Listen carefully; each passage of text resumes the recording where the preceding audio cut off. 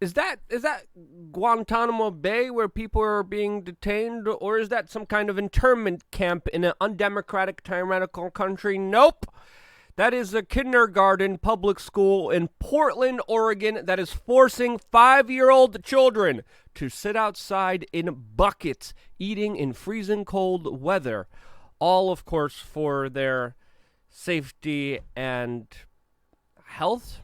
Welcome back, beautiful and amazing human beings. This is Luke Radowski here of WeAreChange.org, and we have a lot of absolutely crazy news going on right now, especially with the larger battle happening between NIH and Moderna that is really bringing forward some very interesting facts. All, of course, as Israel has just introduced their fourth procedure, a part of their domestic passport system, with even some Israeli health officials saying that there will be 7 of these shots in total now. Lots of absolute lunacy. We're going to be talking about that, plus a lot more. But I think it's very fair to say what's happening in public schools all around the country in the United States is absolutely worrying, as of course students are not only forced through insane health and security measures, but there's also what people are calling a bigotry of low expectations, as the whole indoctrination center looks like it just totally foregoing the thought and idea of, an education. Who needs education when you have the state trying to control every aspect of your life, with, of course, the corporate media doing their bidding, literally telling you how inflation is great and asking permission to go everywhere with new sets of domestic passports is going to, quote, make travel a lot easier. And if people are educated, they're not going to buy the bull crap that, of course, the statists and corporations are selling them. This, as CNN's Don Lemon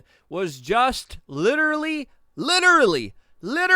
singing Biden's praises on his, quote, news broadcast, as of course the latest news dropped that gas prices were lowered by 5 cents. This is, of course, as the White House has just had secret meetings with many journalists, demanding them to paint the economic picture a lot better than it is, since, of course, everyone is being robbed by the financial hyper money printing policies of the U.S. Federal Reserve that is literally making poor people poorer and the rich richer than they ever have been in almost all of recorded human history. This robbery by federal policies doesn't just end with the Federal Reserve. It also, of course, includes police officers stealing your money in the form of what they're calling asset forfeiture, which is just a fancy word for literally just stealing your money, which the Dallas Police Department did and then bragged about on social media after they caught what looks like an innocent woman who wasn't charged here, who was transporting her hard-earned money. In other absolutely insane injustice news, we have the latest revelation from WikiLeaks that tomorrow a U.S. judge will be ruling on the future of Julian Assange, who is a journalist that has literally been tortured, sent to solitary confinement, imprisoned for the acts of journalism that he previously committed. This is, of course, going to be a very important court proceeding that, of course, we will be following closely, since, of course, it has large ramifications for free speech and the free press. It's also important to note here that Julian Assange pissed off a lot of people in the intelligence community who, of course, worked with, conspired, and pulled off one of the largest international trafficking and extortion operation with small children, with, of course, the Epstein operation, with, of course, Epstein's cohort Ghislaine Maxwell on trial now. We are getting new information and new photos even highlighting how Ghislaine and Jeffrey were partying it up, doing illicit things at what looks like the lounge of the British Queen's cabin in the United Kingdom. As we know, the royal family has been involved in absolutely horrible, decrepit actions and individuals that they protected previously before, like Jimmy Savile, as of course there is still much not known about the larger dealings of this blackmail extortion operation that involves a lot of prominent people that have yet to face any justice and ramifications for their absolutely disgusting actions, which should land them in jail immediately. Who's in jail?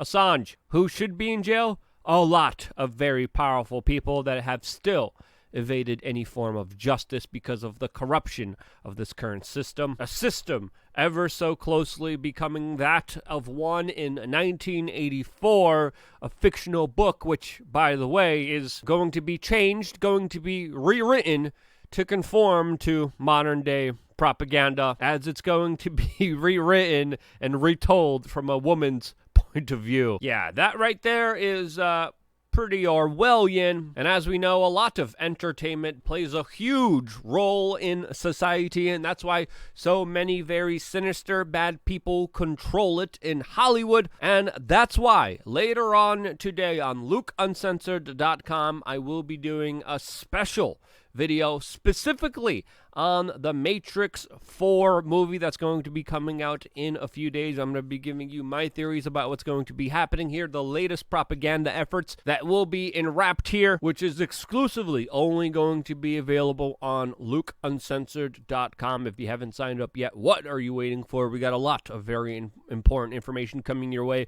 as well as many classes and schools within LukeUncensored.com, along with content from over 10 years ago, all available to members on LukeUncensored.com. And if you're interested in any of the shirts that I'm wearing, you could support this broadcast by also going to thebestpoliticalshirts.com and getting the shirts that I'm wearing right now. We also just released a new Dr. Fauci Grinch shirt, which surely is meant to start some very interesting conversations this holiday season. Get them as a gag gift, get them as a form of activism, all exclusively on thebestpoliticalshirts.com. Also linked down in the description below. Now, a few moments ago, Elon Musk tweeted a very famous saying, a very famous quote that I, of course, resonate a lot with, saying, quote, "Nothing is more permanent than a temporary government program." And looking at the last few months, the last few years, the government's response to a tragedy definitely, in my opinion, tells that story very accurately, as, of course, many of the temporary measures implemented during an emergency have stayed and been rapidly expanding with, of course, the acquiescence and compliance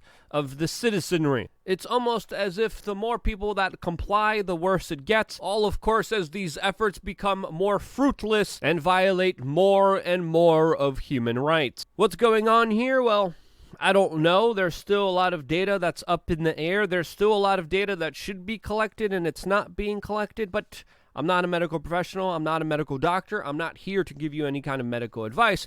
But there is a lot of strange things happening right now between Moderna, a big pharma corporation, and the NIH, the National Institute of Health, as of course there is a legal battle between the two, with the National Institute of Health arguing that it has a 50% stake in Moderna's procedure for this sickness, as it's being reported that they were given $1 billion to develop an mRNA procedure for sickness, which the NIH states that the U.S. government owns the patent on, which was developed prior to the release of the sickness that it was for. Yes, you're hearing this correctly. This information is now in the hands of U.S. Senator Rand Paul, who was given information that the NIH was working with Moderna, as we're finding out through these court proceedings, on a cure for a sickness that the world didn't even know about all the way back in December, officially entering into an agreement 2 weeks before the general public even knew, before the world knew, before the politicians allegedly knew of this sickness. Now, of course, it's not only the NIH colluding with Big Pharma, but it's also the Bill and Melinda Gates Foundation that invested in Pfizer and their program for their procedure on this particular sickness, which now the Pfizer CEO is coming out and saying that you need to buy 4 doses of his procedure, of his product, which he's saying the world will need sooner than expected because of a new variant of the sickness, which many scientists around the world are calling milder but more transmissive. This, as other public health officials have even said, that this variant is the best case scenario for everyone in the world, but not according to the Pfizer CEO, that of course is using this situation to promote his product, which of course your tax dollars pay for. And the Pfizer CEO is not going to have to wait long, as of course Israel is already putting forward plans to implement the fourth procedure for individuals, for citizens of their country to be compliant with their domestic passport system, which is soon most likely going to its 5th, 6th, and 7th. As one of the top Israeli health officials, Aron Ak, just issued a statement saying that people will need 7 procedures to be fully compliant and for the government to stop implementing lockdowns and, of course, all the other restrictions that the government has imposed on their population. Yes, 7 procedures to be fully compliant, as the goalpost has been moved once again, as even Dr. Fauci has just recently gone on MSNBC and has warned that if not enough people comply with what he wants them to do with their own bodies, that, quote, unpopular decisions will have to be made, insinuating that the U.S. government could be forcing people to take this procedure in even more coercive measures, which already are deemed illegal through the judicial system here in the United States, as of course multiple federal judges now have slapped down all of the provisions of the mandate that Biden is trying to impose on this country, mandating people to take this procedure. The U.S. Senate just voted and repealed his federal mandate for businesses, but still, Dr. Fauci is headstrong in his absolutely diabolical wording of what possibly may happen to the people of this country, even though the courts have ruled that they cannot impose their will onto us. I say diabolical because forcing people who can't take this procedure or for religious purposes don't want to, using fear, coercion, manipulation, and now using the threat of force against that, to me, in my opinion, is absolutely diabolical. What do you think it is? And if you think differently than I do, try to change my mind. I'm open to all kind of perspectives, all kind of opinions. It's all about having that real, honest, and straightforward conversations that we definitely need more of, as I think it's fair to argue that the intrusive measures of government have been absolutely ineffective, as of course there is a correlation between the more that the government does with the more cases that exist. Now again, correlation does not prove causation, but I think it's fair to argue that the government has made this situation worse for everyone involved here, socially, economically, and even medically, as of course many medical professionals, nurses, and doctors are being fired right now for something that they don't want to do. And that to me is absolutely insane. And if you agree with me, share this video with your friends and family members. I wouldn't be here if it wasn't for your time, you sitting here with me, your eyes and ears, and because you decided to spend time with me, this is why I can't thank you enough. I love you guys. Stay tuned for more. I got one more video coming your way on LukeUncensored.com, and stay tuned for more here on WeAreChange.org.